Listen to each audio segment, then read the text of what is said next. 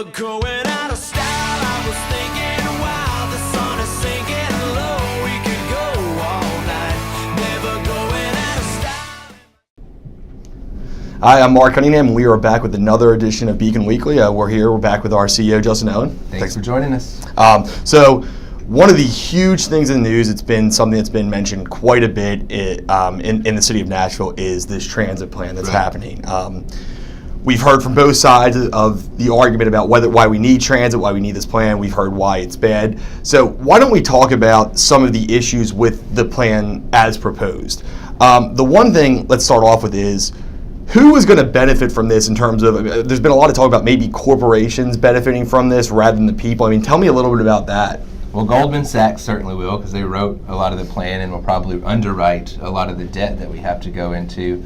Unions will benefit from it because they're going to build the train system and maintenance it, and developers will really benefit from it because in a city like Nashville that's so spread out, the only way to actually make a train plan work is to get more density around the train lines, which doesn't exist right now. So if you're looking at Charlotte Pike or at Gallatin Road, those are areas that are going to have more development in order for this to work. So if you own a business or a home in that area, you're probably going to have your property taken by eminent domain so that they can give it to developers and pay developers incentives to actually build apartments and condos and things like that around it. And that's why, frankly, I think even city officials are starting to admit that this is more of an economic development plan than it is a transit plan. Because in order for this to work, there has to be a lot of corporate welfare. And so I think for people who are concerned about gentrification or getting pushed out of their neighborhoods, they should really worry about the impact of this on them.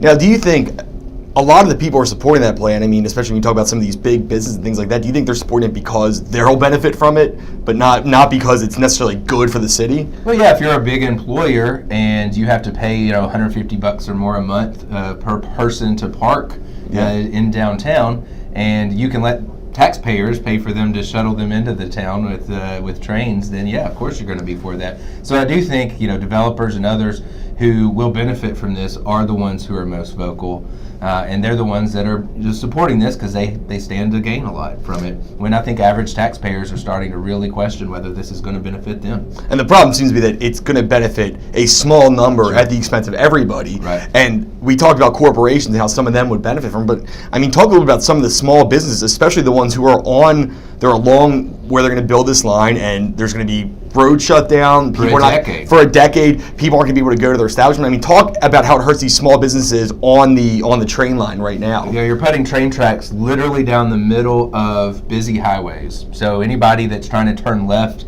and get into a business or trying to get out of a business with all that construction for literally 10 years, their businesses are going to suffer.